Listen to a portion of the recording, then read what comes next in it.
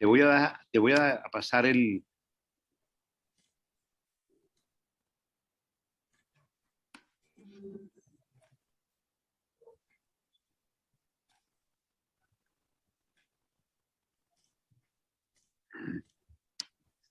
A ver, no sé. Si queréis, darme permisos para...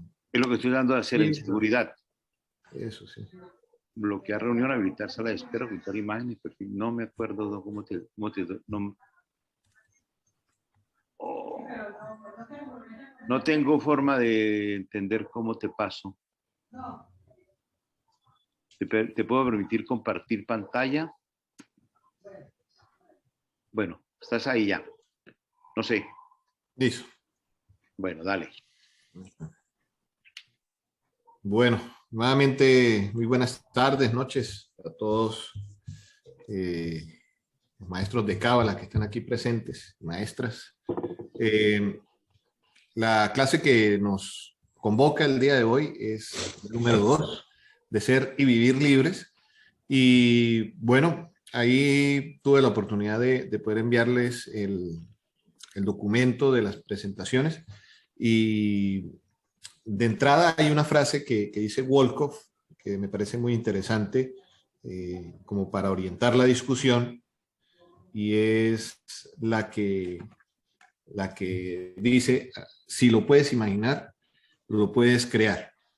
Entonces, lo que uno ve es que toda la clase gira en torno, pues en una primera instancia, al hecho de ser responsables de todo lo que pasa a nuestro alrededor, y esto nos lleva pues precisamente a esta otra cara de la libertad, que muy pocas veces nos la recuerdan, porque siempre se asocia libertad al hacer lo que nosotros queramos, pero muy pocas veces se nos habla de la otra cara de la libertad, que es la responsabilidad. Sí, podemos hacer lo que queramos, pero siempre y cuando podamos o estemos en la disposición de asumir las consecuencias de esos actos.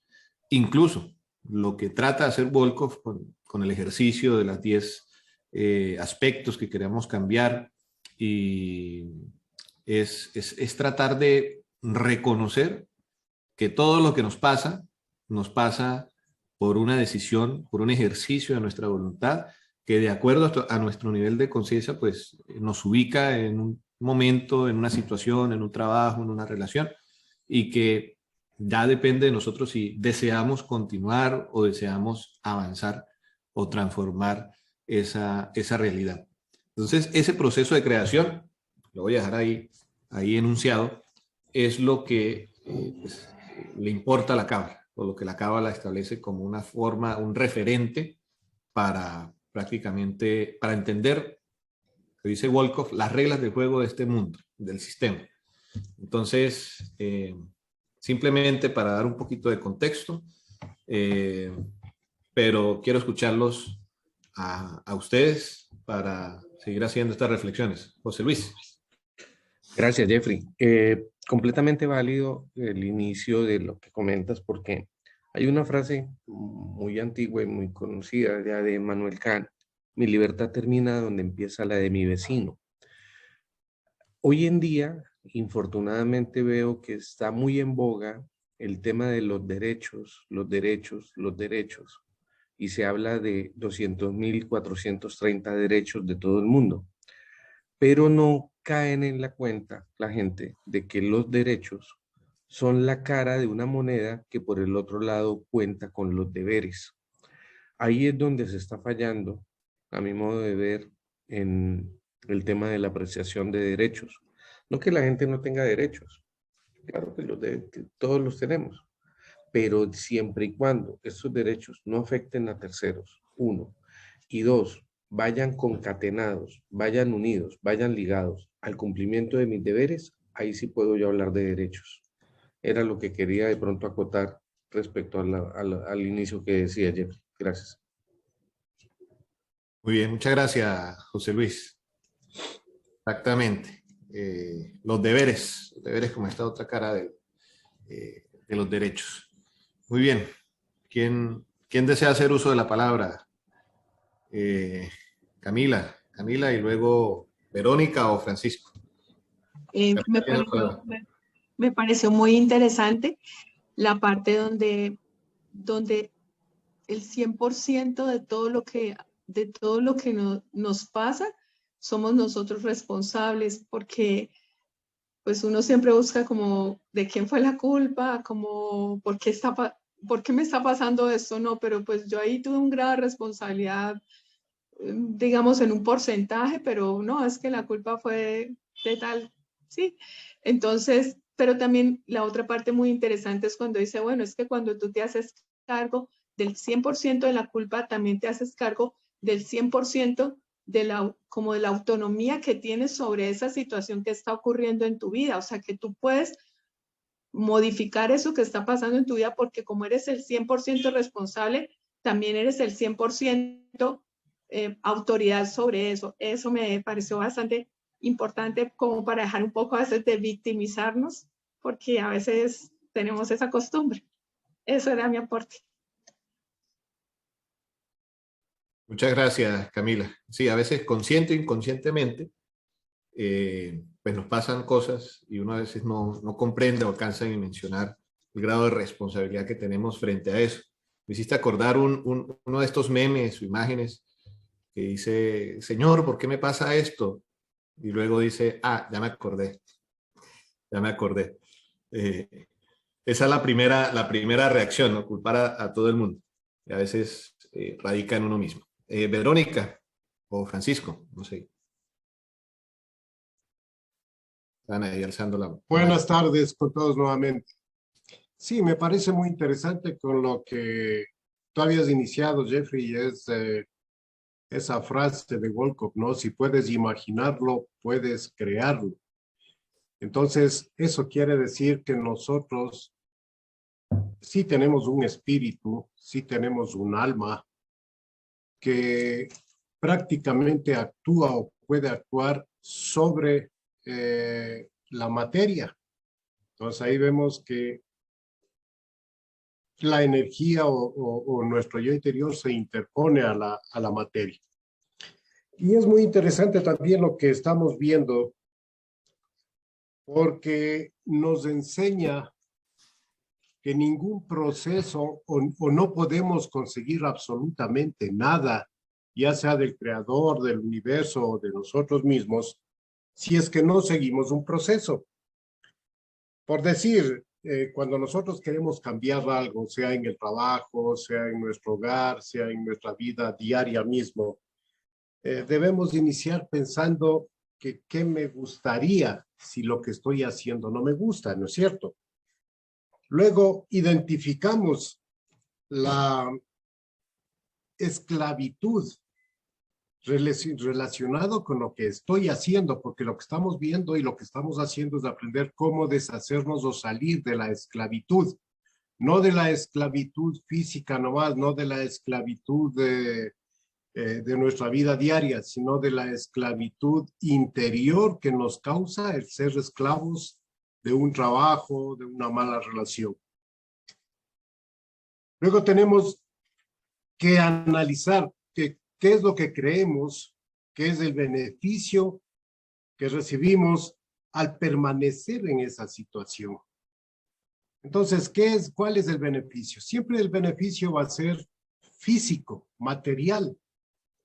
Entonces, con eso nuevamente acentuamos que lo material es lo que nos lleva al desorden o al estancamiento o al sufrimiento interior, al sufrimiento del alma. Entonces es necesario identificar cuál es la esclavitud, qué es lo que yo perdería si es que hago un cambio en mi vida para no estar sometido a esa esclavitud.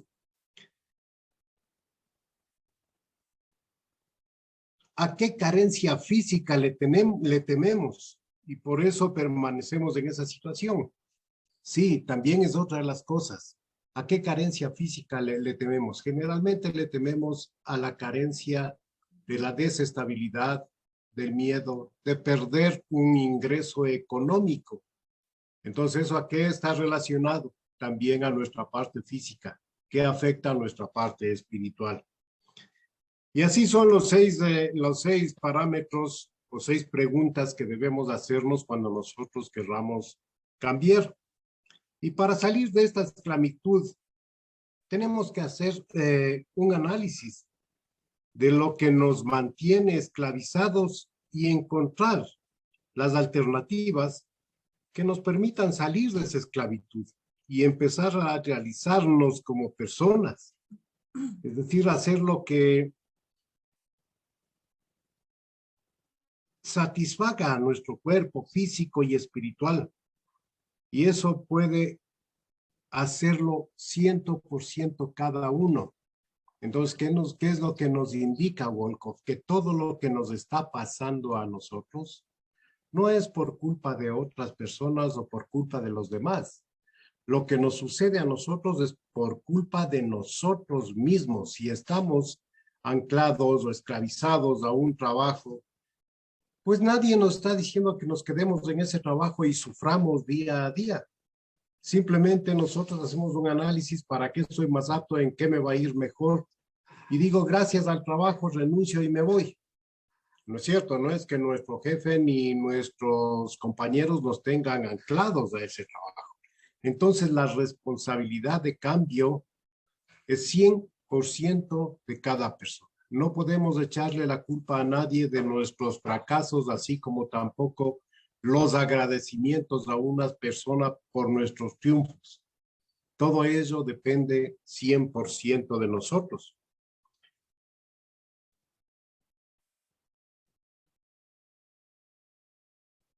Luego tenemos un proceso de creación también.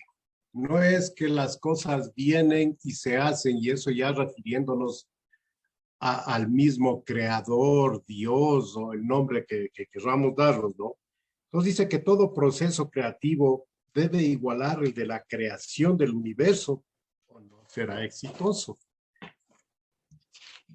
Entonces no podemos decir que lo que nosotros hemos hecho o lo que el creador ha hecho está mal, porque está hecho a medias y que este creador, bueno, ya sería un absurdo pensar que él está acá, o digamos nosotros estamos acá a expensas de que él nos esté cambiando o nos esté arreglando una vez que ya nos envió a este mundo, porque él ya envió con todo hecho de tal manera que él queda fuera de esa creación. Y nosotros somos los que debemos continuar con ese trabajo. Entonces, aquí vienen los 4 pasos o los 4 mundos que nosotros debemos tener en cuenta cuando entramos a un proceso de creación, ¿no es cierto? Que es Olam al-Silud, Olam quiere decir mundo, ¿no? Entonces, el mundo de al-Silud, que es la emanación, Olam Briah, que es el mundo de creación, Olam Yetzirah, que es el mundo de formación, y Olam Asiyah, que es el mundo de acción. Entonces, eso inclusive nosotros lo aplicamos en nuestra vida diaria, en lo más simple, en lo más cotidiano. Y nos pone el ejemplo de la construcción de una casa. Y es cierto, si nosotros queremos construir una casa, no es que cogemos, vamos y la construimos así por así. Primeramente debemos concebir en nuestra cabeza, ¿cierto? La idea. A ver, yo quiero una casa. Entonces, ahí viene el Olam al-Silud, o mundo de emanación, la idea, el pensamiento de la creación. Luego tenemos que, y eso es lo que hizo también y debe haber hecho el creador, ¿no? Primero tener una idea de qué es lo que iba a crear. Entonces luego tenemos Olam Briah, que es el mundo de la creación. Una vez que ya pensamos, muy bien, ahora sí vamos a ver cómo le vamos a hacer, cuántos dormitorios, desde la cocina, el baño, cuántos baños, en fin, patio, jardineras, ya. Entonces empezamos a darle una forma. Luego viene Olam Yetzirah, que es el mundo de formación. Entonces ahí ya vienen los planos. Hay que hacer metódicamente todo, ¿no? Ahora sí lo vamos a hacer físicamente en un plano, que es lo que queremos. Y por último, viene Olam, así ya, que es el mundo de acción, el momento que nosotros ejecutamos, cristalizamos o lo llevamos a lo físico, nuestro pensamiento. Entonces, de igual manera, eso sucede en la creación y de igual manera sucede en nuestra vida diaria. Si vamos a tomar una decisión para salir de la esclavitud, obviamente tenemos que seguir estos 4 pasos para que nos salga bien, porque si nosotros tenemos una falla desde la emanación hasta la acción, vamos a fracasar. Nuestro proyecto no va a estar bien hecho. Entonces, en esta parte hasta donde es mi intervención, tenemos que pensar mucho que todo lo que estamos haciendo no va encaminado a la parte física, sino a la parte espiritual de la persona, a cambiar su parte espiritual, a sacar su espíritu de esa esclavitud donde vivimos, porque el espíritu de hecho ya está dentro, ya es un esclavo de nuestro cuerpo, y el cuerpo hace todo lo posible por mantenerle encerrado, por mantenerle sin la opción de cambiar, porque nosotros lo que buscamos es darle satisfacción al físico, a nuestro cuerpo. Entonces, siguiendo estos pasos, hasta aquí mi intervención es como nos explica Wolcott que podemos salir de la esclavitud en la que vivimos diariamente, la esclavitud espiritual, ¿no? Gracias.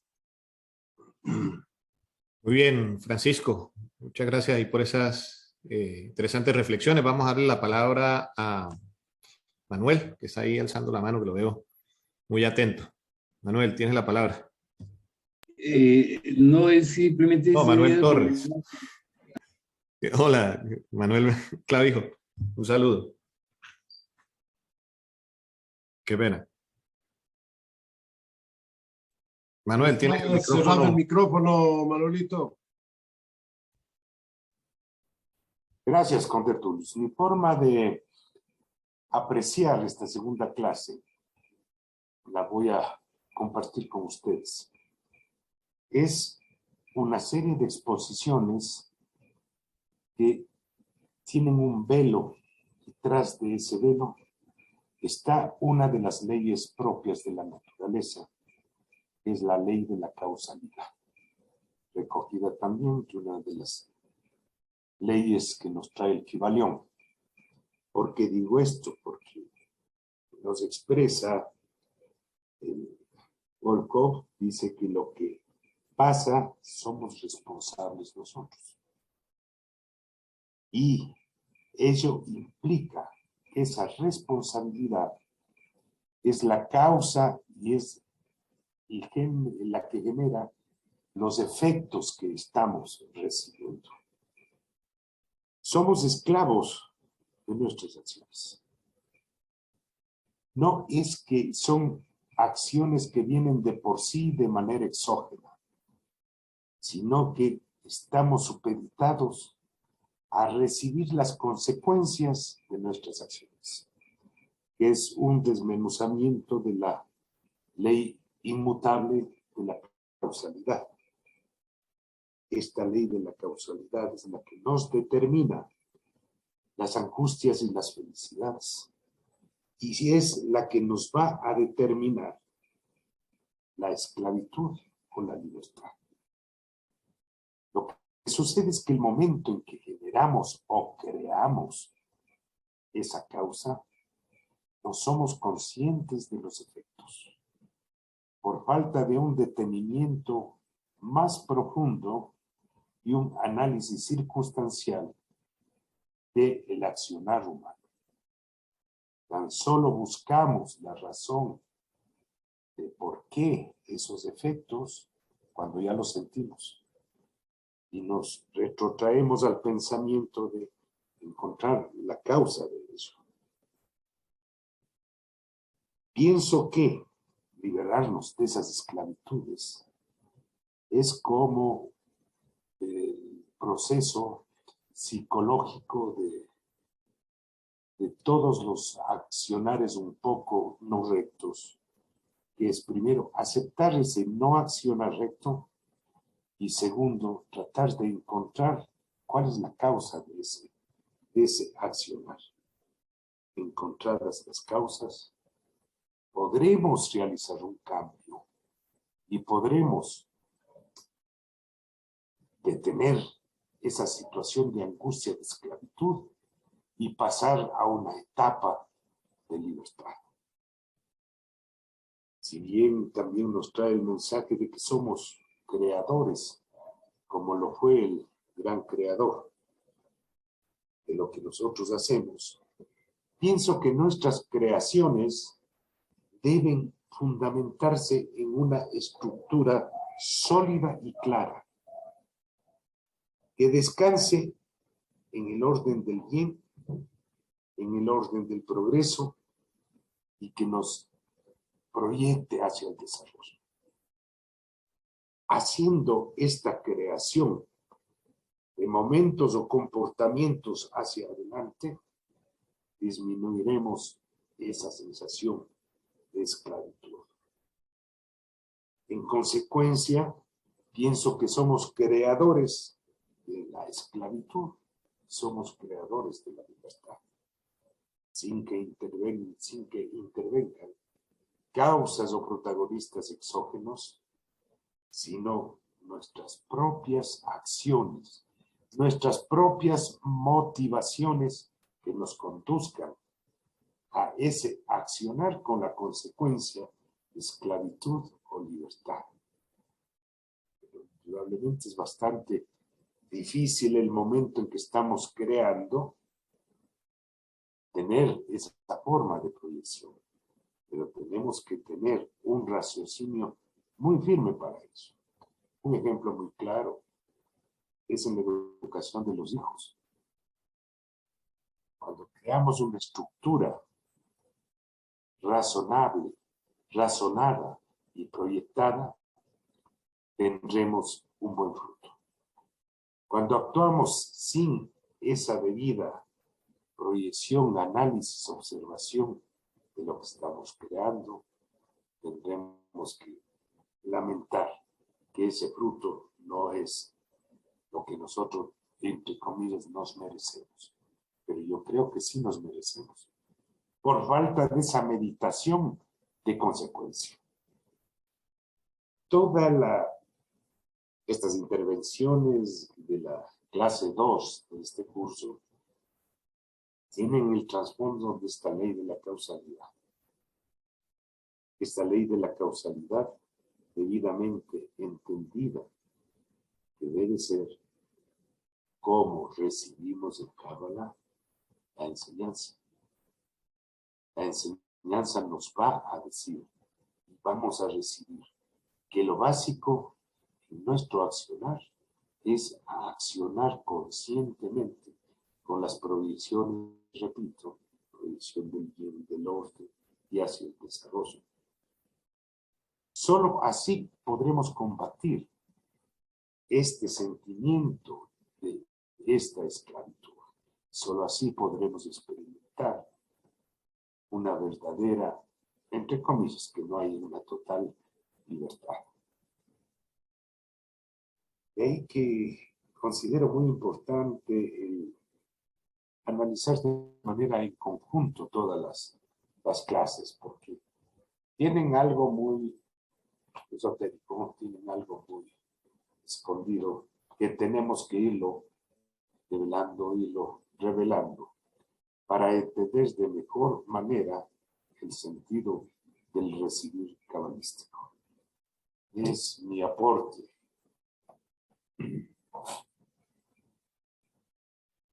Muchas gracias, Manuel. Y sí, bueno, siempre estamos creando, consciente o inconscientemente, estamos reproduciendo ese acto. La invitación es cómo adquirimos esa conciencia para que esa creación sea incluso también con la fuerza de la voluntad y de la razón, como dice Manuel, dirigida a unos propósitos determinados, empezando por cambiar nuestra situación, nuestro entorno. Muy bien. ¿Quién más? Abierta la palabra.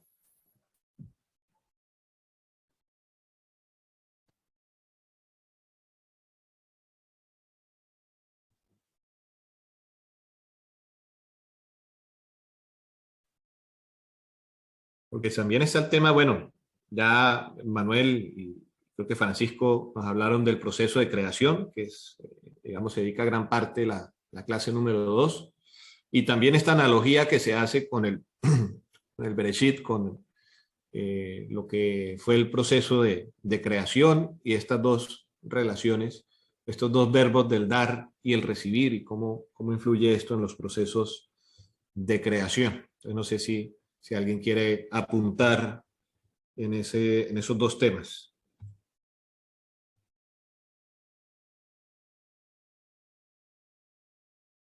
Farid, está que se habla. No, más que hablar, pues antes de intervenir, quería era comentar que para todos los participantes, la idea del conversatorio es expresar libremente la idea, o exponer o interrogar. Me preguntaba por alguien que si se pueden hacer preguntas, interrogantes. Entonces, me lo decía fuera de esta reunión, le decía, claro, se pueden hacer. Lo que sucede es que no tratamos de ser los que demos la fórmula mágica. Si hay una pregunta precisa, pues bueno, pero si es un interrogante, pues es para que lo reflexionemos. Entonces, por eso, pues invito a todos los que están participando, antes de yo intervenir, para que manifestemos libremente, como ya creo que algunos lo han hecho, y también otras intervenciones un poco más de fondo, conceptuales, indudablemente, y otras que pueden ser sobre aspectos de la charla o de la misma cábala, de lo que han ido hasta ahora recorriendo. A mí me pareció interesante, ahí como un paréntesis, una frase que dice Volkov, que la cábala, pues, o estos conceptos de la cábala que que siempre resuenan o terminan generando una especie de vibración en uno, y trae este concepto platónico del aprendizaje, donde dice, esto no se aprende, esto se recuerda, un poco trayendo esta doctrina de la dualidad entre alma y cuerpo, donde el alma pues ya conoce todas las verdades, ya está presente incluso desde el origen de la creación, incluso un poco atándolo también con esta teoría de las chispas de luz o de los residuos que quedan después de la contracción. Y cómo en últimas, pues dentro de esta misma teoría de que el alma queda aprisionada en el cuerpo, luego la cábala nos va a decir, nosotros somos, nuestra alma es la que decide venir a vivir esta experiencia corporal. Cómo, pues en últimas, tendemos a olvidar, algunos hablan del río del olvido, pero y cómo estos conocimientos en últimas permiten, digamos, hacer vibrar nuestra esencia más íntima, que es el alma. Un poco trayendo nuevamente este concepto, ¿no? Como el alma ya sabe todo, pero al olvidarlo, cómo empieza a recordar. Y lo más bonito es esta palabra recordar, que está compuesta por re, que es volver, y cordis, corazón. Entonces, algo así como volver a pasar por el corazón. Y pues ya muchos de ustedes saben, según algunas culturas, pues cómo ubican el asiento del alma en el corazón. Entonces, este recordar estos conocimientos es volver a pasar por donde se encuentra nuestra alma. Quería dejar esa observación, esa apreciación frente a esta frase que me pareció curiosa. La cábala no se aprende, sino que se recuerda. Verónica o Francisco, tienen la palabra. Muchas gracias. Justamente tomando como punto de partida lo que nos acaba de decir Jeffrey en este momento, y adelantando adelantándome un poquito en cuestión al tercer video, esto de que la cábala no se aprende como tal, sino que se recuerda porque viene directamente en el ADN de uno desde el inicio de... En el primer video, en cambio, Wolcott indicaba que la cábala no es para todos y esta frase me quedó resonando porque si todos venimos de la misma vasija, que es algo que vemos ya adelantándome un poquito en el tercer video, para entender un poco de este concepto, entonces, ¿por qué la cábala no es para todos en el primer video? Y justamente esta incógnita, yo que tengo una pequeña ventaja en casa, podemos conversar de esto, me pudo hacer entender o me pudo dar una pequeña guía a mi papi con relación a que no todos están preparados para recibir la información. No todos son tierra fértil para poder hacer producir esa misma información o replicarla dentro de sí mismos porque todavía no se encuentran preparados. Es lo que yo he entendido con relación a estas tres frases que han tenido un resuene bastante fuerte en lo que he corrido de la cábala o he recorrido de la cábala, que me han dejado con un entendimiento un poquito más grande de por qué justamente la cábala no debería ser opcional, debería ser obligatorio. Y todos los seres humanos deberíamos saber trabajar la cábala, no solamente informar de ella, sino poderla ejecutar. Porque si no entendemos lo que necesitamos, lógicamente no vamos a estar preparados nunca para recibir esa información y ejecutarla. Esto básicamente. Muchas gracias. Muy bien, Verónica. Muy bien. También me hizo recordar un diálogo, volviendo a Platón, del Fedro, donde expone esta teoría del alma y cómo el alma, al no poder controlar esos dos caballos del deseo, termina pues cayendo, encarnando en este mundo, aprisionándose en este cuerpo y pasando por una serie de estos procesos de reencarnación, como se llaman, y cómo todo se trata de un aprendizaje. Algunos van a decir que esta experiencia es una escuela, algunos incluso siendo un poco más radicales, un reformatorio. Cómo el alma o la conciencia, cómo el alma va pasando por esos diferentes niveles de conciencia.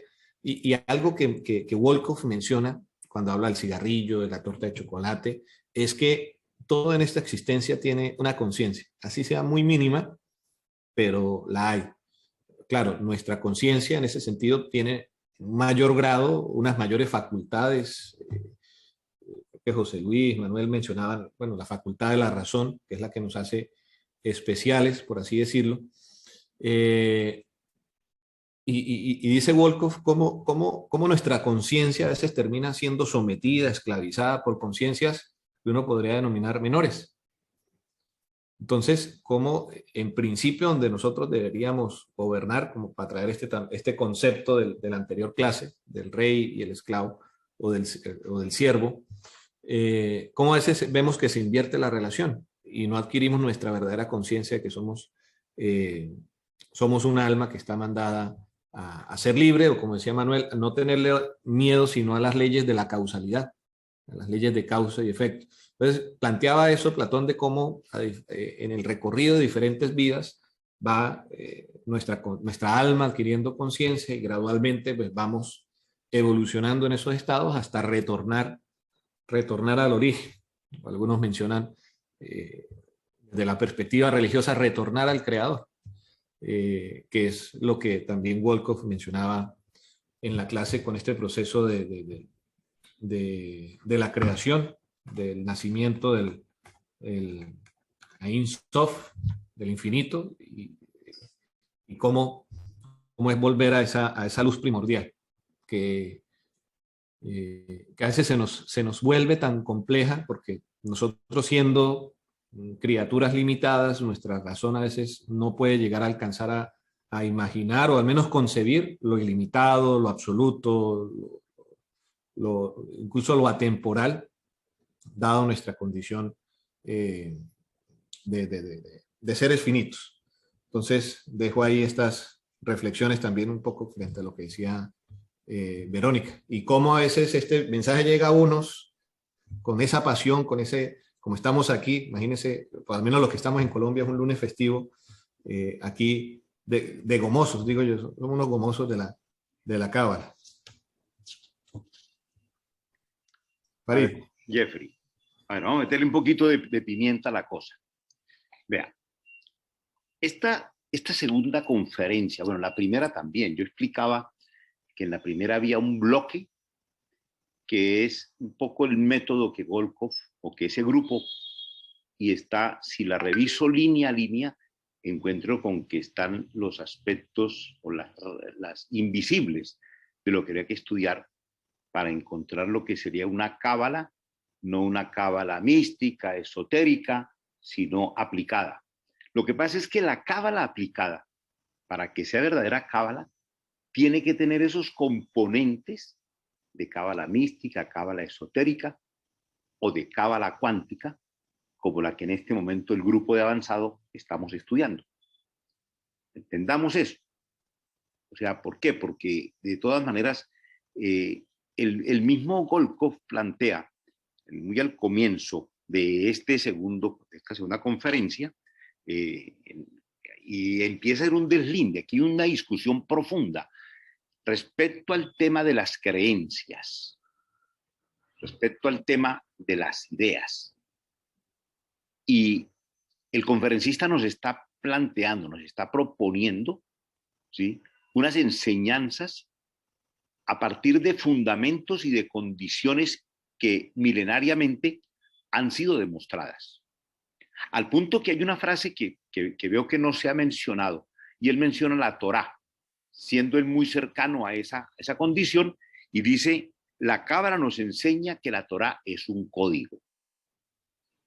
Y más adelante, en otras conferencias sucesivas, se va a estar refiriendo siempre al Antiguo y al Viejo Testamento como unas metáforas. E incluso critica fuertemente a aquellos que toman el asunto de manera literal. Señalo esto porque el elemento central, él al principio de la conferencia hace alguna referencia a la primera conferencia, diciendo que lo que se trata no es de cambiar el trabajo, sino que es cambiar nosotros, cambiar nuestra actitud, un poco aquello con lo cual introdujo el estudio de esta cábala aplicada, entendiendo que la cábala no es algo para que se estudie en cierto recinto, sino que es algo que nosotros debemos practicar.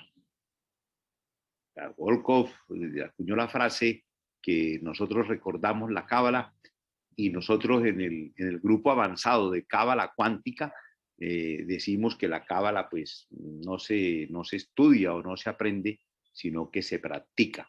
Otra metáfora más para decir, no se trata de un conocimiento de orden intelectual, sino algo que está fundamentado en el caminar diario de la vida. No obstante, hay que hacer una discusión interesante. Él dice que al principio se está refiriéndose nada menos que a la creación. Al principio solo existía la luz. Y no sabemos por qué la luz decidió crear una vasija, porque la luz lo único que sabe es dar, es entregar, es dar. Y él crea una vasija y dice, la luz lo único que crea es la vasija. Esa vasija es lo que podríamos considerar o algunos lo asimilan al mundo, pero no, más adelante él va a explicar que la idea de la creación del mundo fue de la vasija. Por una discusión interna que se da allí entre lo que podríamos considerar el creador, ¿sí? El creador, y ese conflicto que se genera entre la luz y el creador. Pero es que aquí vamos a encontrar con que cuando estamos hablando del creador, no estamos hablando de un concepto espiritual religioso, sino que estamos mirándolo a la luz de la física cuántica, lo que llamaríamos el Big Bang, o el Zig-Zug, como se le dice en Cábala, el Zig-Zug. Y a partir de allí, de que se crea la vasija de manera inmediata es llenada. Pero la vasija entiende que tiene que dar. Y entiende que solamente el tener estar llena de luz no le sirve para nada y por eso crea el mundo. Y lo que vamos a encontrar es que cada uno de nosotros somos recipientes, somos luz. Perdón, somos vasija que recibimos luz y por lo tanto lo que buscamos es acceder a la luz. O sea que en algún momento lo que buscamos es ese que llamaríamos el estado de iluminación. Te parece un juego de palabras, pero no lo es. Y allí es donde aparece que los creadores del mundo no es esa fuerza inmanente, trascendente que nos han enseñado, sino que efectivamente es cada uno de nosotros. La luz lo único que hizo fue crear la vasija y dijo adiós. Y no ha estado permanentemente pendiente de qué pasa, de qué nos pasa a cada uno de nosotros. Y de ahí le viene la responsabilidad, porque lo que nos sucede a nosotros es nuestra responsabilidad. Esto no es para simplemente desconocer de que hubo una luz, no. Esto es para que entendamos que la creación que se da históricamente, si la queremos decir así, que se da en el plano más espiritual incluso, es producto precisamente de la vasija que al final somos cada uno de nosotros. El llamado Ein Sof, que es el no tiempo, el no espacio o el no movimiento, como la luz era infinita, llenaba todo el espacio, no había movimiento. Pero es ¿por qué no hay movimiento? Porque al no haber espacio no puede haber movimiento. Yo solamente me puedo mover si me traslado de un lugar a otro. O sea que necesito el espacio. Y para que exista el espacio necesito entonces un referente que es precisamente las cosas, digámoslo así, que seríamos los seres, los hombres, la vasija. Y por eso es que la luz era infinita o es infinita energía, absoluta satisfacción, cero carencia, absoluto dar. La luz solamente da y absoluto control. Esto lo quería señalar porque nos retrotrae para mirar cuál es nuestra ¿qué? No nuestra participación, nuestra actitud, nuestra posibilidad, nuestro ser en esta vida corpórea o terrenal, como la llamamos nosotros. Para entender un poco como ese juego, porque yo sé que al principio cuando suena, uno dice, bueno, ¿de qué estamos hablando? Estamos hablando de que el Big Bang, si nos ubicamos más entre lo que sería una cábala cuántica, se entiende que la creación del universo se dio a partir del Big Bang.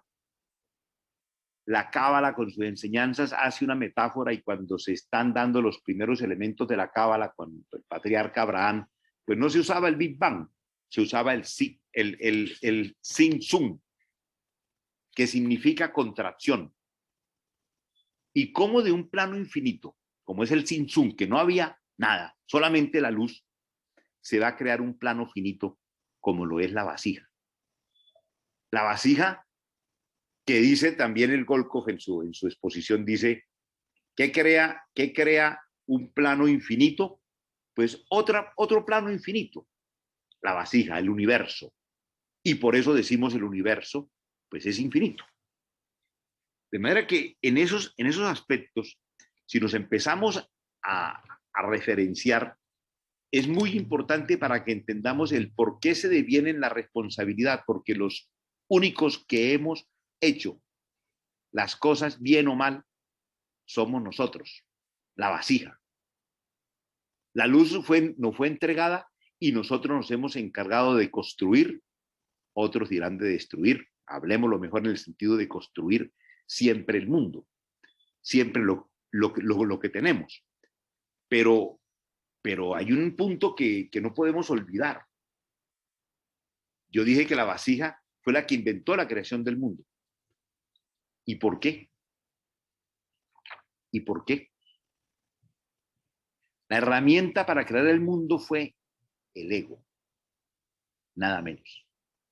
Y esto tendremos que estudiarlo y no en este momento, para que entendamos eso del ego que es muy manoseado a veces, que es el ego. No, fue creada, o la herramienta para crear el mundo fue el ego.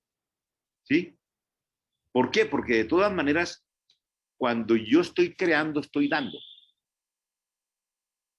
Y eso fue lo que la vasija le pidió a la luz, al creador, que ella también quería dar, porque la vasija solamente recibía. Y entonces fue donde el creador dijo, listo, después de ese forcejeo, listo, entonces tú tendrás también la posibilidad de dar, o sea, de crear. Y eso nos llevó a que nosotros somos los que creamos, damos, y a veces lo que damos, diría alguien, no es bueno, o a veces estamos dando de manera equivocada y empieza toda la discusión.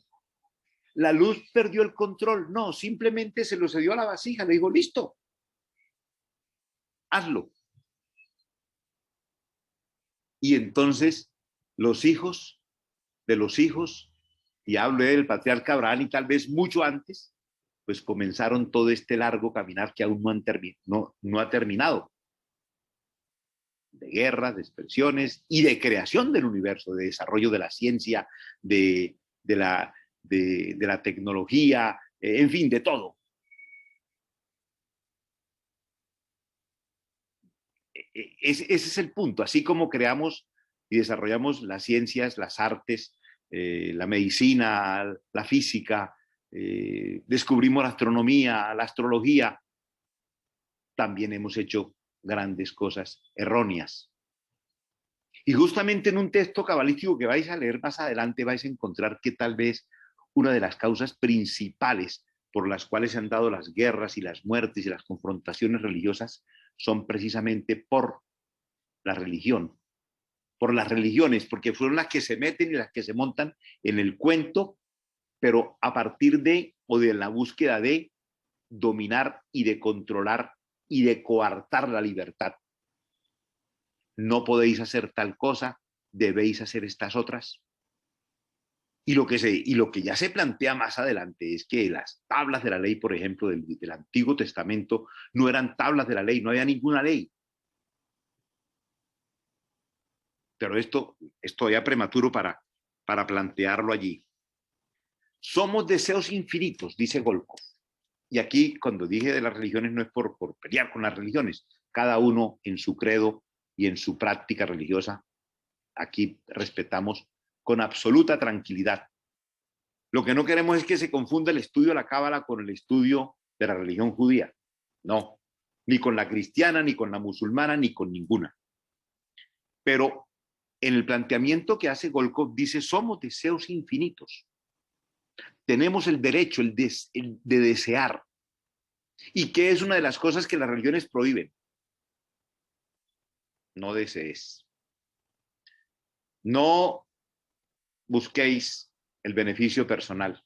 No busquéis el bienestar. Bueno, entonces, para ir redondeando, Golkov nos recuerda que la Cábala nos explica cómo entrar en contacto con nuestro verdadero yo creador, que tiene capacidad infinita. Eso que por allí planteaba uno de los que intervino, creo que fue Francisco, la capacidad infinita que tenemos nosotros. Eso nos lo enseña la Cábala, nos lo va a enseñar la Cábala, nos lo va a recordar el estudio de la Cábala. Y no temerle a la semilla del caos, porque precisamente del caos, de eso que nos han enseñado como es el caos, es donde salen los grandes desarrollos, las grandes propuestas de la humanidad. Y nos recuerda también Golkov, y esto me llamó la atención, él citó en medio de su charla de Cábala, citó particularmente a alguien que yo sé que algunos de aquí pueden conocer, que es nada menos que al conde Saint Germain, y citó a Connie Méndez. Con esto nos está mostrando que esto no es una cábala dogmática, Porque uno diría, oye, ¿y cómo este señor me está citando a San Germán, que no es de la religión judía? Porque es que desdichadamente hemos visto y estamos haciendo un recorrido largo de investigadores muy serios y muy profundos y les estamos aprendiendo muchas cosas, excepto cuando ya nos quieren matricular. Y Volkov incluso habla del conde San Germán, de la potencia del yo soy. Y señala cómo precisamente en esa metafísica, en esa concepción metafísica, el ego lo que significa es yo. Yo. Pero yo hago así yo, sucede que no soy yo, sino que es en vinculación con el universo. El yo soy de San Germán no es el yo egoísta para minimizarlo. Es el yo soy, es que yo soy el universo. Lo que se conoce como el Aham Brahmasmi, por ejemplo. El Aham Brahmasmi, ¿sí? Es justamente eso, es el yo soy, pero es que no es este cuerpo, porque es que el cuerpo no soy yo. Es una parte, la corporeidad. Porque somos un alma encarnada en un cuerpo, pero hemos avanzado y encontramos que somos un alma encarnada en un cuerpo, somos una mente y somos un espíritu. Y si falta alguno de esos, no somos. Yo no puedo ser un hombre X si no tengo un cuerpo para hablar o para caminar. Pero tampoco lo soy si no tengo una concepción de mente, cuerpo, alma y espíritu. Y esto no solamente es porque la Cábala lo plantea, Aristóteles ya lo planteaba en un comienzo, cuando decía esos seres que caminan y crecen y comen y se reproducen, pero no tienen nada en la cabeza, más o menos pues no los podría considerar dentro del plano como seres humanos. Así es humano porque tiene 2 piernas y camina.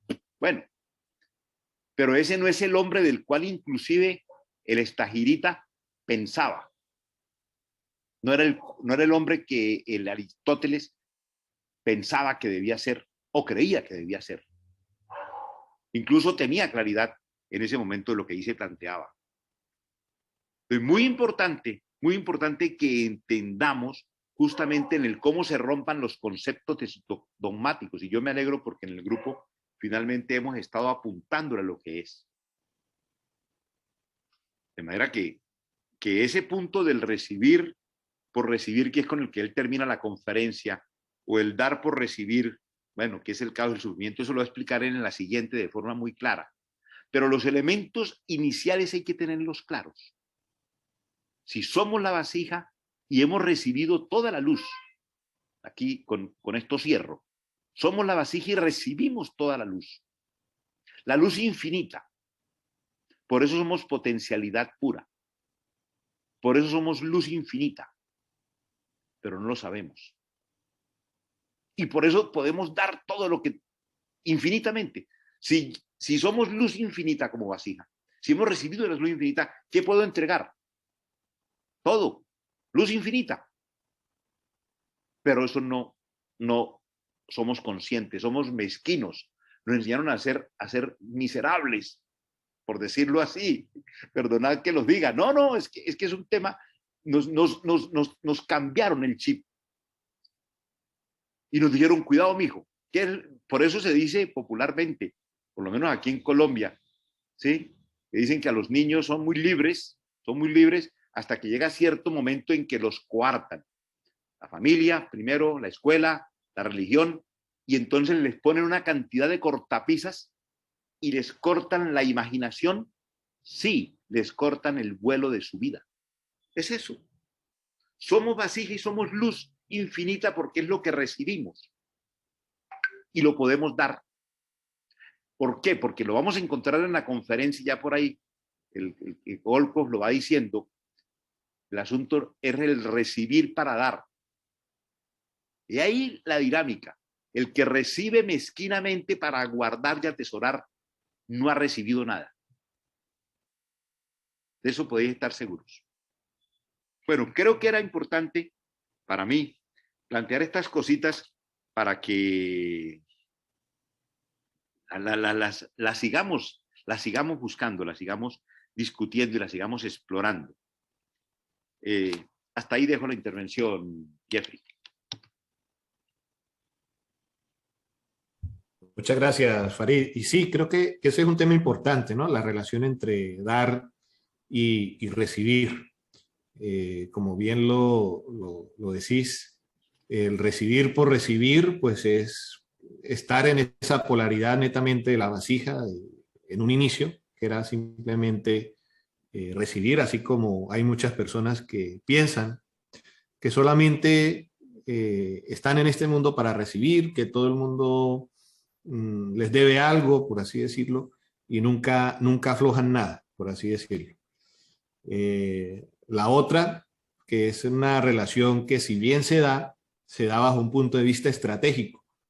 Doy simplemente porque busco recibir, y eso ahí hay que tener un cuidado frente a esta intención en el manejo de la energía y de toda esta de todo este proceso de creación. Entonces, ¿para qué damos?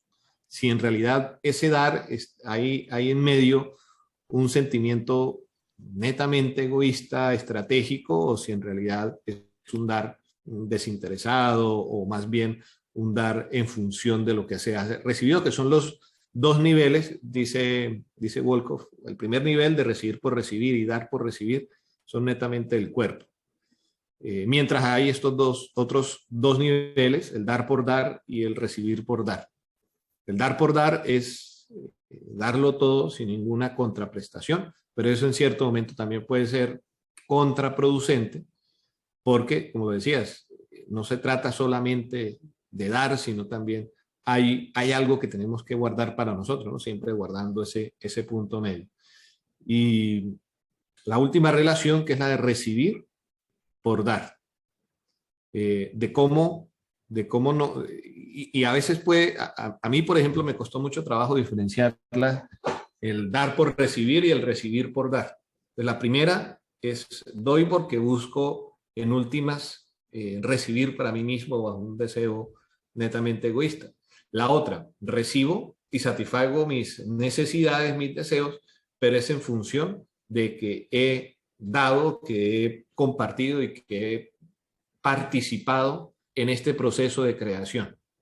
Y eso es muy interesante. Hay una parte donde Volkov menciona el Génesis y dice, ¿ustedes creen que Dios, siendo en principio omnipotente, necesitaba de 6 días para crear?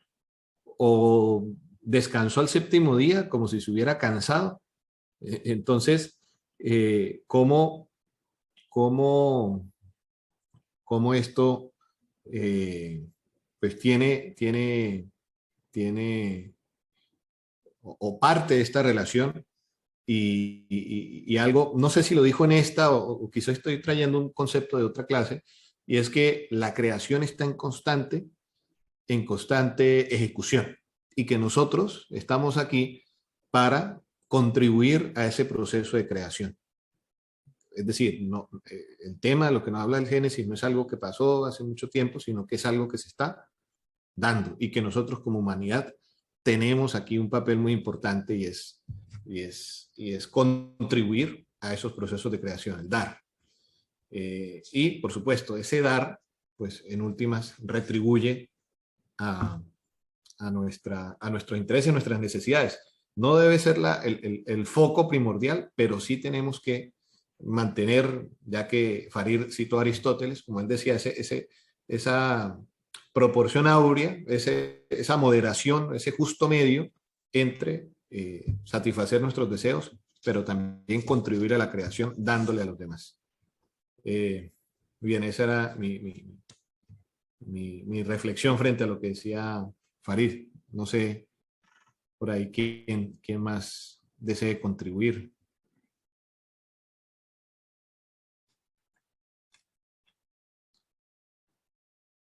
O si Farid quiere profundizar en este tema del dar y el recibir. Podríamos hacerlo, pero como viene la charla, la tercera, que es donde el conferencista pues, lo desarrolla de manera mucho más extensa, me parece que que sería bueno si pues, se puede hacer algún comentario, pero si alguien quiere sobre la charla misma de hoy, la que estamos conversando, interrogantes que se le hayan presentado, yo creo que hay algunas frases que yo sé que seguro que alguien o no se dio cuenta o pasó por encima, pero que mueven la formación, no sé si es Colco el que lo dice, la formación judeocristiana que tenemos nosotros. Pero aquí no es una discusión con las religiones, para que lo tengamos en claro.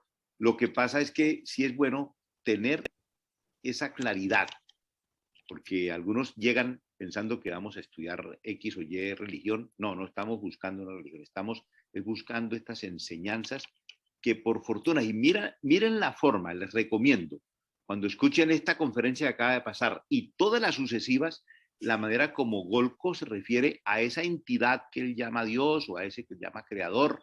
Después vamos a ver otros cabalistas que van a hablar de un concepto totalmente distinto al que tienen las religiones sobre lo que es el concepto de Dios, por ejemplo, o del creador, pero con todo el respeto lo hacen, pero igual están tomando distancia, respetando las creencias, porque Golcos desde el principio nos dijo, la creencia es un tema que no se trata. Incluso él dice, descrean de lo que yo digo. E incluso quiero repetir algo que él dijo al principio para aquellos que de pronto han estudiado Cábala. Él dice, oiga, si alguno ha estudiado incluso conmigo, por favor les pido que hagan un lado eso para que hagamos este nuevo ejercicio, esta nueva metodología. Pero bueno, yo vi que Verónica levantó la mano, me pareció, y por lo tanto, pues, doy paso para que continúe el conversatorio. Gracias, Farid. Justamente una de las frases que también me impactó en este segundo video, después de mencionar los 5 pasos para uno tener conciencia de qué es lo que está sucediendo, es que justamente Wolcott decía que saber que algo es bueno no es suficiente para darle a accionar, y saber que algo es malo no es suficiente para pararlo. Es por el hecho de que todo radica en el deseo como tal. Entonces, si uno no puede entender cómo funciona el deseo, cómo uno es manejado o manipulado por darle gusto al carcelero, lastimando obviamente al esclavo. Entonces, es bueno entender, es bueno tener conciencia justamente de esto. Hay veces en que de una u otra manera nos acomodamos en justificaciones. No, es que fumo porque no puedo dejarlo, porque me da ansiedad, porque cualquier cosa es un buen pretexto para darle gusto al deseo más que nada. Entonces, así como también el hecho de que un médico me está diciendo que si sigo teniendo esa alimentación, voy a afectar mi salud y me puede costar más de lo que quisiera, voy a buscar la justificación para, es que no pude porque las ganas, porque el deseo. Entonces, nos damos mucho en libre albedrío sobre el deseo para complacer a la carne, que era lo que veíamos en el primer video, complacer al carcelero, al estuche, aún en contra del mismo sufrimiento del alma.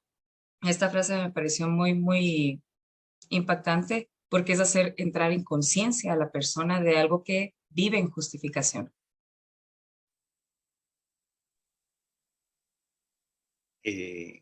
No sé, hay algo que gracias Verónica, desde la primera charla, yo quiero poner la cosa un poco coloquial. Digo, de la primera charla cuando hicimos el primer curso, ya hace casi 3 años. Y lo voy a hacer porque creo que es bueno compartirlo. Es el ejemplo que él da del señor que trabaja o la muchacha que trabaja y considera que su vida entre las 8 y las 6 de la tarde es una, como dicen los argentinos, una M, ¿no? O como dicen los franceses, una mera. Pero nunca la abandonan. Y perdonadme, pero yo sé que el 99% de los habitantes de Ecuador y de Colombia también hacemos lo mismo. No menciono a los que... La gente dice, no, pero yo cómo voy a abandonar mi trabajo. Sin embargo, yo conozco personas que han sido capaces literalmente de tirar el trabajo. Es más, en este grupo me hubiera gustado que hubiera estado hoy, pero ojalá que si la grabación me funciona, lo escuche para que cuente su experiencia. En este grupo no asistió hoy por problema familiar. De tirar el trabajo. En la absoluta convicción, no. Porque es que cuando digo, ay, yo voy a conseguir mañana algo bueno, es la expectativa. Y sucede que es cuando yo tengo la convicción interior, no intelectual. Óigase bien. Es que yo puedo decir intelectualmente, sí, mañana me van a llamar de no sé dónde. Mañana encuentro un trabajo. No, es algo que surge. Yo insisto mucho en que cuando yo incorporo la cábala, es algo que tiene que darse como cuando yo respiro, yo no pienso para respirar. Simplemente se produce, se da. Yo conozco personas, pero le decía que lo voy a poner en términos coloquiales, que lo hacen, lo han hecho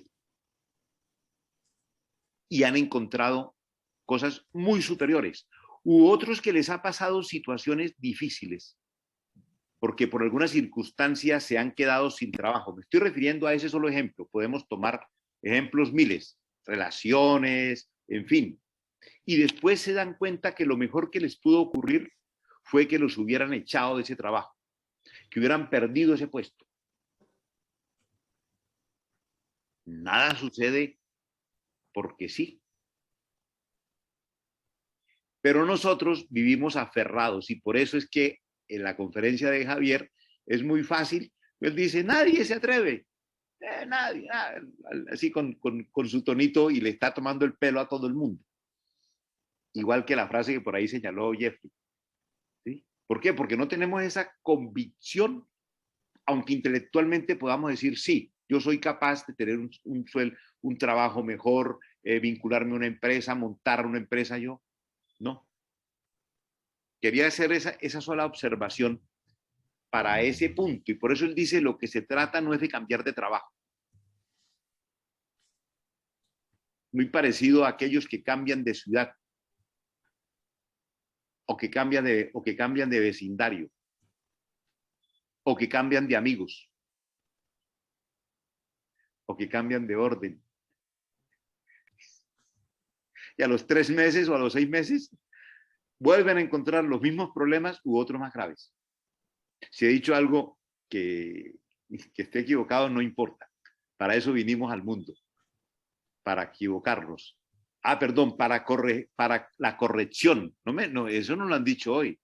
Para hacer la corrección. Y es que la corrección yo la empiezo a hacer cuando me doy cuenta conscientemente que estoy equivocado. El primer paso para corregir es ser consciente. Ustedes saben que uno de los principios, cuando nosotros aquí un poco los que nos tocó la época del psicoanálisis, se decía que la primera condición para que el paciente o el personaje fuera donde el psicoanalista es que reconociera que necesitaba una ayuda. Nadie iba al psicoanalista por prescripción médica o porque le ordenaran o lo amenazaran. Al psicoanalista se iba porque se necesitaba ayuda. Igual un poco lo que Jeffrey decía ahora, nos gusta de pronto buscar estos caminos y estamos aquí por libertad absoluta y plena. Entonces, ese punto quería, gracias Verónica por esa intervención que me permitió como recordar aquello. Dicen por aquí en Colombia que lo tenía embuchado hace como 3 años. No, eso es una tontería, decir simplemente de que no somos valientes, no tenemos la claridad suficiente para hacerlo. Bueno, no sé si hay más intervención. Y esa última palabra que decís, ser valiente es importantísima. Y lo ato con lo que decía Verónica, trayendo este concepto de Volkov, es que el tema está en la voluntad, en ejercitar la voluntad, que es prácticamente esa esencia de la luz. ¿Cómo podemos, digamos, ser conscientes de nuestra voluntad, ejercitarla y no dejarla esclavizar por otras conciencias? Traigo un ejemplo lo tenía creo que preparado para la semana pasada, pero creo que lo olvidé. O si lo dije, me excusáis.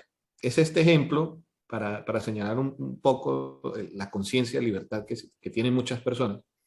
Y es un ejercicio mental de pensar en unos científicos que logran controlar los movimientos de una rata de laboratorio. Entonces, y lo hacen a la perfección. La pregunta de reflexión es la siguiente: ¿qué sentirá la rata que está siendo manipulada? ¿Qué sentirá? ¿Sentirá que hay algo extraño que la lleva a moverse de determinadas formas?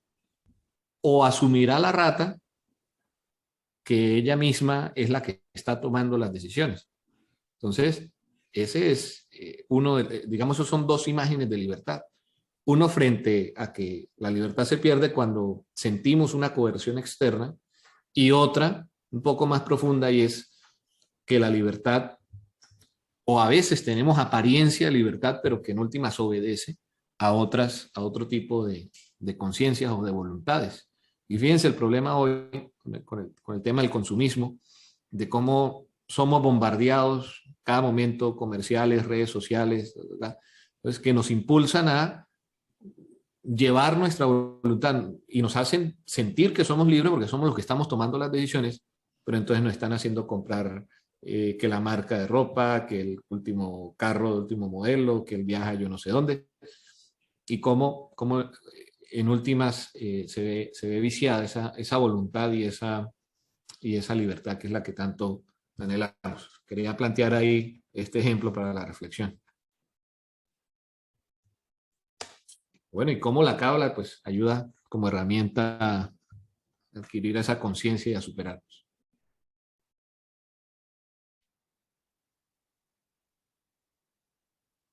Jeffrey, últimas intervenciones para ir cerrando. Yo aquí también de patito feo del tiempo, y de ahí la importancia de comenzar puntuales. Y gracias hoy a todos los que llegaron muy puntuales, a Manuel Torres, a Adriana, bueno, y a todos. Jeffrey llegó hoy temprano, hoy doy fe también. El director de orquesta, Patricio, también llegó temprano. Las ventajas del festivo. Ya, Camila también hizo todo el esfuerzo. Bueno, todos muy bien. Entonces, no sé si hay intervenciones para ir cerrando por hoy y dejar el tercer capítulo, ¿no? Ese es bueno. Todos tenéis la página que pusimos para no tener que estarla enviando reiterativamente. Ahí se abrió y está el curso de las 4 conferencias, ¿cierto? Sí, en la página están las Okay. 4. Sí.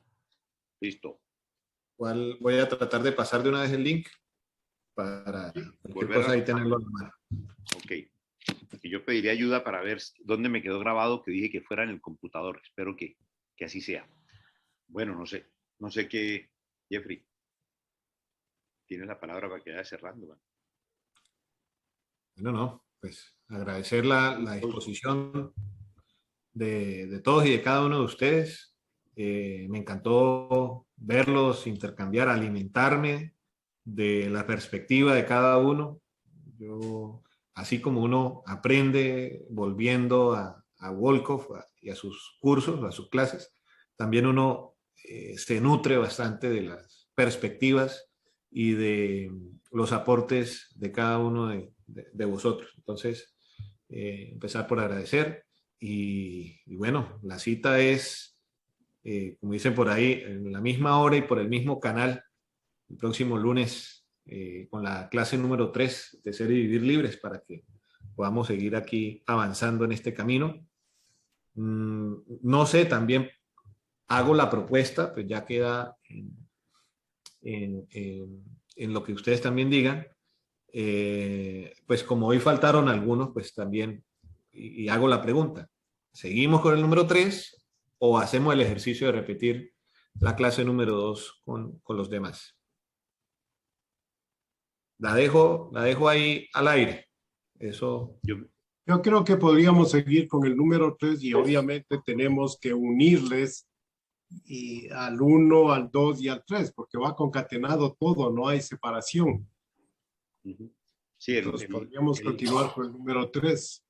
El método que dice el querido hermano Pacho es que en la próxima, si alguien de los que no ha venido, pero va a escuchar la charla, y si la van a estar escuchando, pueden intervenir porque al final la cábala es una unidad, ¿sí? Pero sí es bueno continuar. Entiendo lo que dice Jeffrey, pero como hoy sí avanzamos, ¿sí? Y por eso pues yo sí quiero felicitar al grupo porque les cuento una anécdota de 20 segundos. Cuando iniciamos este curso, la primera cohorte de lo que hoy llamamos cábala cuántica, la primera charla la tuvimos que repetir como 3 veces, porque era que llegaron unos genios cabalistas que nos hablaban de cábala, pero no nos hablaban del tema, sino que eran generalidades. Y la conferencia de Golkov no se referían a ella. Aquí yo puedo estar de acuerdo con A o en desacuerdo con B, pero me estoy refiriendo a lo que el expositor me propone. Y si no estoy de acuerdo, debo contraargumentarle. Pero estos señores lo que hacían era generalidades. Entonces, al final del curso, al final del día de esa reunión, nos tocaba decir, bueno, como no avanzamos nada en la conferencia de hoy, para la próxima volvemos con la misma. Esa fue la metodología y así avanzamos. Pero Jeffrey lo que lo decía era porque varios que yo sé que querían estar hoy, no pudieron, pero les dejamos esa posibilidad de lo que dice Francisco. Yo también insistiría en lo siguiente. Esta metodología se basa en que fundamentalmente el trabajo es lo que decimos el trabajo en casa. El trabajo en casa es el 90-95%. Pero ¿qué pasa cuando vengo al conversatorio? Cualifico. Pero si no hago trabajo en casa y vengo al conversatorio, me aburro. Pero si estoy trabajando en casa, estoy estudiando, escuchando, leyendo, y vengo al conversatorio e incluso puede que no intervenga o que haga una pregunta, estoy aprovechando. Esta metodología tiene eso. Pero cuando yo omito el trabajar en casa, no estoy haciendo nada. El 95% es así. Si no, aquí nuestro hermano decán, que ha permanecido en silencio, el querido hermano Víctor Hugo, que lo trajimos, ¿sí? de largas velocidades, nos puede refrendar lo que estamos diciendo. Esa es la esencia. Desde luego, mi hermano Farid. Yo realmente muy contento de poder escuchar reflexiones, pensamientos nuevos, refrescantes y claro, nutriéndome también de aquello. Efectivamente, el estudio de la cábala es eso. Un trabajo permanente en casa y justamente estas charlas o estos conversatorios son precisamente para ir reforzando lo que uno va individualmente practicando.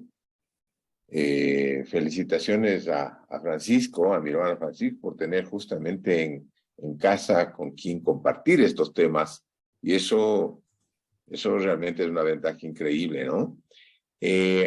Han tocado varios temas interesantísimos. Estoy también tratando de irme ubicando en el estudio de la Cábala a través de ir viendo los videos. No alcancé a revisar el video de la clase número 2, por eso es que más bien he preferido escuchar las reflexiones, pero no por eso hay varios conceptos que de alguna manera también quisiera de pronto en este momento compartirles rápidamente. Es con el tema de la libertad, por ejemplo. El tema de la libertad es, como dice Wolkoff, no es precisamente el tener yo la posibilidad de hacer lo que yo quisiera, sino hacerlo, pero siempre y cuando esté controlada y respetando las normas y los espacios entre los cuales yo puedo hacer lo que yo estoy deseando hacerlo. También a Manuel tocó un tema interesantísimo respecto de que esta charla un poco se ubica dentro de la causa y efecto, que es uno de los principios de la Cábala, perdón, los principios del Kibalión.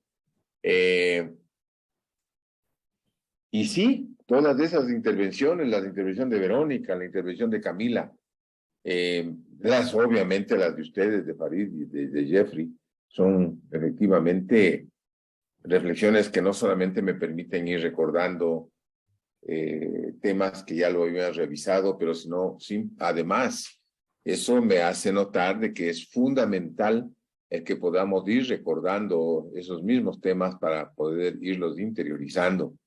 Lo que sí, con mucho gusto y por respeto al tiempo, obviamente en la próxima charla espero poder hacer algún comentario un poco ya más concentrado en la temática y no simplemente haber dicho generalidades como tú dijiste este momento, ¿no? Pero sí, en todo caso, expresar mi complacencia de poder estar en este grupo y espero poder hacerlo de una forma un poco más frecuente y ojalá poder ser disciplinado en la asistencia con ustedes. Me ha dado mucho gusto compartir con ustedes en este grupo y sí, más bien no he querido participar más bien he querido aprovechar el momento para nutrirme de esos comentarios, de esas que se han hecho en esta noche. Así que muchas gracias también a ti, a Jeffrey, a todos los contertulios de esta noche. Gracias, querido hermano. Dale, Jeffrey, cierra ahora sí. Gracias, querido hermano Víctor Hugo. No era por ti que lo decía, no, tú siempre eres muy valioso, tus aportes. Claro, un gusto ver a Víctor Hugo de nuevo. Bueno, compañeros y compañeras, entonces nos vemos el próximo lunes. Yo por ahí ya pasé el link de la clase número 3 para que lo puedan ver por YouTube. Y en cuanto pueda les envío las presentaciones, que igual la pueden consultar ahí en la página de Kabbalah Aplicada, no hay ningún problema. Entonces me agradó verlos y les deseo un excelente resto de noche, tarde, de acuerdo a sus horarios. Entonces, bueno, un abrazo. Abrazo para todos. Buen estudio. Buena semana. Un abrazo para todos. Feliz noche. Una feliz noche también. Excelente semana. Feliz Un noche, gusto. Cami. Marisol, que no se dejó ver. Mauricio, en fin. Bueno, querido hermano Pacho y querida hermana, y Verónica, muy bien, muy bien. Ese dúo dinámico. Marisol, buena noche, buena noche. Bueno, adiós. Hermano Víctor Hugo, para el miércoles tenemos, ya sabes, ¿no? Hoy grabé por primera vez. Vamos a ver si soy capaz de rescatar la grabación. Cierro aquí.